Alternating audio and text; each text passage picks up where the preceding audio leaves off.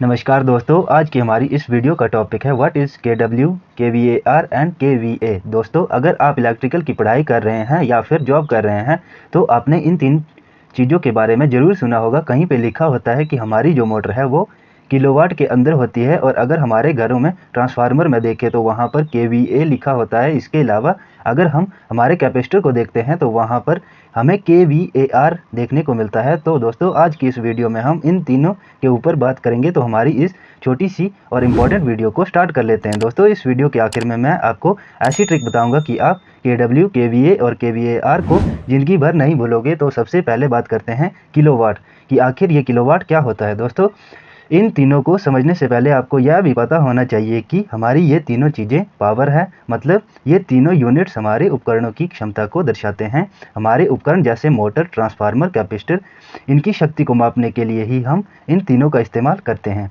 जैसे कि हमारे घर में बल्ब है तो बल्ब भी हमारा एक तरह का लोड है। तो लोड तो हम उसे कहते हैं जो हमारी इलेक्ट्रिसिटी को खर्च कर रहा है। लेकिन ये जो हमारा बल्ब है इसमें कितनी ताकत है, ये जो ताकत है इसे भी हम पावर कहते हैं। अब ये जो पावर होती है हमारे इलेक्ट्रिकल में, इसको हम तीन भागों में बांटते हैं। एक हो गई किलोवाट, एक हो गई हमारी केवीएआर और एक हो जाती है हमारी केवीए। तो आपको सिर्फ इतना ध्यान रखना है कि ये तीनों ही हमारे इलेक्ट्रिकल में पावर मापने का काम करते हैं।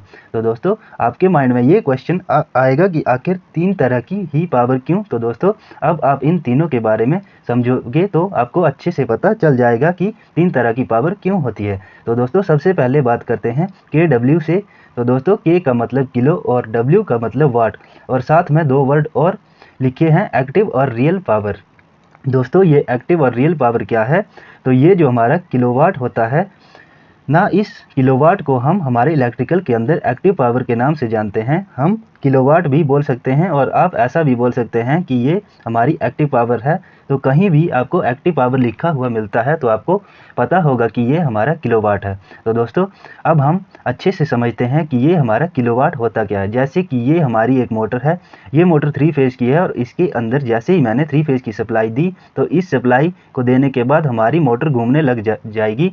तो दोस्तों, रियल में जो हमारी मतलब असलियत में जो हमारी मोटर की शाफ्ट को घुमाने में पावर खर्च हुआ वो हमारी एक्टिव पावर कहलाती है। अभी आपको थोड़ा कन्फ्यूजन लग रहा होगा, पर लास्ट में ये आपको एक एग्जाम्पल दूंगा, उससे आपकी सारी कन्फ्यूज़न ख़त्म हो जाएगी। आपको सिर्फ इतना ध्यान रखना है कि हमारी मोटर असलियत में शाफ्ट को घुमाने के लिए जो पावर ले रही है वो कहलाती है हमारी किलोवाट।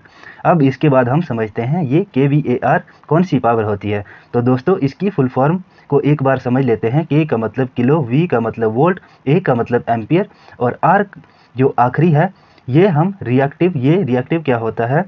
तो दोस्तों, जिस तरह से केडब्ल्यू को एक्टिव पावर कहते हैं उसी प्रकार से हमारे केवीएआर को रिएक्टिव पावर भी कहते हैं। तो आपको ध्यान में रखना है ये रिएक्टिव पावर क्या होता है, हम समझेंगे। ये आपको थोड़ा डिफ़िकल्ट लगेगा पर मैं गारंटी देता हूँ कि एग्जाम्पल के अंदर आप अच्छे से समझ जाओगे। तो दोस्तों, मैंने यहाँ पर एक मोटर बना दी है और मैंने इसको 3 फेज़ भी दे दिए हैं, तो हमारी मोटर का रोटर घूमने लग जाता है। अब दोस्तों, जैसा कि हम कोई भी काम करते हैं वह हमेशा 100% एफिशिएंसी के साथ नहीं करते हैं, इसके अंदर कोई ना कोई कमी रह जाती है। तो दोस्तों, ये जो हमारी केवीएआर होती है इसको आप समझ सकते हो यूजलेस पावर, जो हमारी एक तरीके की वेस्ट पावर कहलाएगी। इसको हम आसान शब्दों में कहें तो reactive power is the useless power which only flow between source and load. मतलब ये जो हमारी केवीएआर या रिएक्टिव पावर होती है ये हमारी यूजलेस पावर है। ये केवीएआर पावर और हमारे सोर्स के और लोड के बीच ट्रैवल कर रही होती है। पर दोस्तों, अगर आप इलेक्ट्रिकल स्टूडेंट हैं तो आपको ये बात पता होनी चाहिए कि केवीएआर इसको हम यूजलेस पावर तो बोलते हैं, लेकिन रिएक्टिव पावर का इस्तेमाल हमारे इलेक्ट्रिकल के अंदर किया जाता है। ये क्यों ज़रूरी है? तो आपको पता है कि हमारी मोटर मैग्नेटिक पावर से चलती है। तो दोस्तों, जब हमारी मोटर स्टार्टिंग में बिल्कुल बंद पड़ी होती है, जब हम मोटर को सप्लाई से जोड़ते हैं उस समय हमारी मोटर में कोई भी मैग्नेटिक पावर नहीं होती है। हमारी उस मोटर पे जो पहला मैग्नेटिक फील्ड बनता है उस समय हमारे केवीएआर मतलब रिएक्टिव पावर का यूज़ लिया जाता है। दोस्तों, अभी तक आप लोगों ने केडब्ल्यू का मतलब एक्टिव पावर और केवीएआर मतलब रिएक्टिव पावर के बारे में थोड़ा थोड़ा पता चल चुका है। अब बात करते हैं केवीए के बारे में। दोस्तों, वीडियो अच्छा लगे तो वीडियो को एक लाइक जरूर कर दें। सबसे पहले केवीए की फुल फॉर्म, के का मतलब किलो, वी का मतलब वोल्टेज और ए का मतलब एम्पियर। तो दोस्तों, हमारे केवीए को हमारी इलेक्ट्रिकल लैंग्वेज में अपरेंट पावर अब ये अपरेंट पावर मतलब केवीए क्या होती है, इसको आसान भाषा में समझ लेते हैं। तो दोस्तों हमारी ये जो अपरेंट पावर है, इसको अगर हम हमारे केडब्ल्यू एक्टिव पावर और केवीएआर मतलब रिएक्टिव पावर को आपस में मल्टीप्लाई करेंगे तो जो वैल्यू आएगी वो हमारी अपरेंट पावर होगी, मतलब kilowatt into KVAR is equal to KVA. दोस्तों अब हम इन तीनों पावरों को एक मोटर के एग्जाम्पल से समझेंगे। जैसे कि ये हमारा 3 फेज़ का मोटर है और हमने इसको 3 फेज़ की सप्लाई दी, तो दोस्तों हमने इस मोटर को टोटल जो सप्लाई दी है वो कहलाएगी हमारी केवीए मतलब अपरेंट पावर।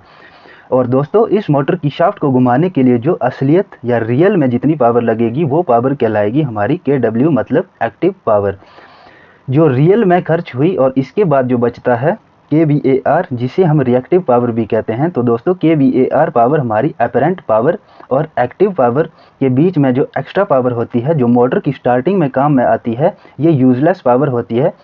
इसकी मात्रा अगर बढ़ जाए तो हमारा पावर फैक्टर कमज़ोर हो सकता है, इसलिए मोटरों में कैपेसिटरों का यूज़ किया जाता है। तो दोस्तों उम्मीद है आपको किलोवाट, केवीएआर और केवीए के बारे में अच्छे से समझ आ गया होगा। वीडियो अच्छी लगे तो वीडियो को एक लाइक और इसी तरह की इलेक्ट्रिकल वीडियोज़ हिंदी में देखने के लिए हमारे इस यूट्यूब चैनल को ज़रूर से सब्सक्राइब कर दीजिए।